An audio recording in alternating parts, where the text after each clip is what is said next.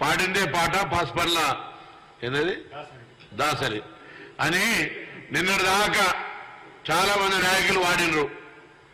ఇవాళ కొత్తగా వీళ్ళ గానం షురువైంది. రాని చూద్దాం. కాంగ్రెస్ టచ్ చేసి చూడమనండి. ప్రజలతో ఎన్నికబడ్డ ప్రజాపాలన, ఎన్నికై 100 రోజుల్లోనే అనేక కార్యక్రమాలు తీసుకొని పోతున్న ప్రభుత్వం. చేతనైతే ప్రజల దగ్గరకు 10 సంవత్సరాల్లో మేము ఏం చేసిన కేంద్రం నుంచి విభజన హామీలు అమలు చేసినామా?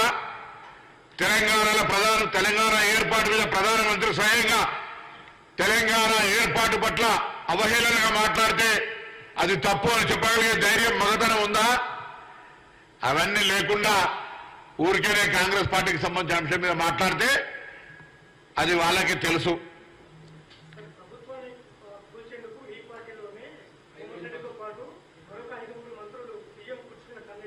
ఎట్లా తెలిసిందో చెప్పాలో కదా. అదే చెప్పబ్బా, ఎట్లా ఊరికే అంటావు మాట మాట్లాడితే. జ్యోతిష్యం చదవలే నాకు తెలిసి, ఆయన జ్యోతిష్యం చదవలే. మరి ఎట్లా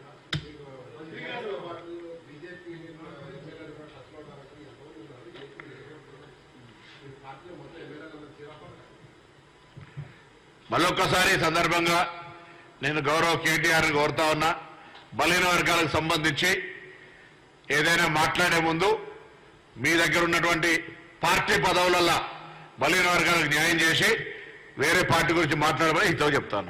అందరూ నమస్కారం.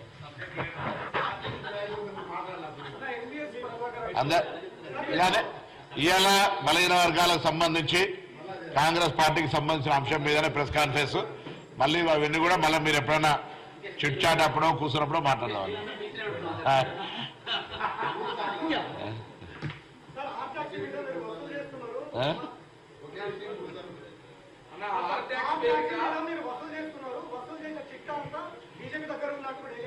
పెట్టుమని బయట ఎందుకు దాచిపెట్టుకుంటున్నాను? ఆయనకి ఏమైనా వస్తుంది అనుకుంటున్నది అలా. ఆయన కూడా ఆయన కూడా ఇప్పుడు కాంగ్రెస్ పార్టీ ఎప్పుడు బడుగు బలహీన వర్గాలకు వెనుకబడిన వర్గాలకు అందరికీ చేస్తున్నా అంటున్నారు. కానీ పదవులందరూ ఒకే సామాజిక వర్గానికి అధిక ప్రాధాన్యత ఇచ్చారు. ఇదేమిటండి? చైర్మన్ పదవులు కానీ ఎక్కువ భాగం అడుగుతున్నా. మా పార్టీలో బరాబర్ అడుగుతాం. ఆ అంశాన్ని బరాబర్ అడుగుతాం అంటున్నా. మా పార్టీ మా అడుగుతాం. కానీ ముందు నన్ను అడిగేటోళ్ళు అది ముందు వాళ్ళు న్యాయం చేయాలి. మీరు అడగచ్చు, మీరు పాత్రికేయులు, మీరు జరుగుతున్నటువంటి అన్ని అంశాలను అడగచ్చు. ఆ పార్టీకి సంబంధించి అడిగే ముందు ఆ పార్టీ ముందు నువ్వు సంస్కరించుకోవాలి అంటాం. అట్లా వాళ్ళ పార్టీలో వాళ్ళకి ఫస్ట్ నా వర్గాలు న్యాయం చేసి కదా నన్ను అడగాలి. నా దగ్గర తప్పు జరిగితే కూడా నేను అడగాలని సిద్ధం కూడా నా పార్టీలే. అట్లా ఇంకా జీవో రాలేదే. జీవో రాలే అంటున్నా.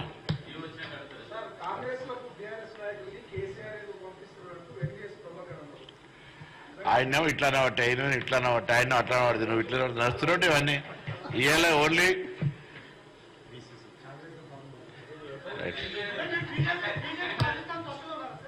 నేనా పొద్దుగాల నుంచి చిన్నప్పటి నుంచి కొట్లాడిన ఏవీపీ తోటి జాన్ గయే పర్వానే. అర్థమైందా? ఇన్నావా? పొద్దుగాల నుంచి కాలేజీలో నా హిస్టరీ 1987లో డిగ్రీ కాలేజీలో ఏబీ మీద గెలిచినటువంటి మొగని నేను. వాళ్ళ జీవితంలో ఎన్నడూ కూడా భారతీయ జనతా పార్టీ అనే మాట. కాబట్టి ఎవడన్నా మూర్ఖుడు మాట్లాడితే ఒళ్ళు నాలుక 2 దగ్గర పెట్టుకోమని పడుతుంది. నా గురించి ప్రస్తావన 5 ఎవరు వాళ్ళు అడుగుని నాటువంటి గురించి వాళ్ళకి అడిగే ధైర్యం కూడా చేయరు.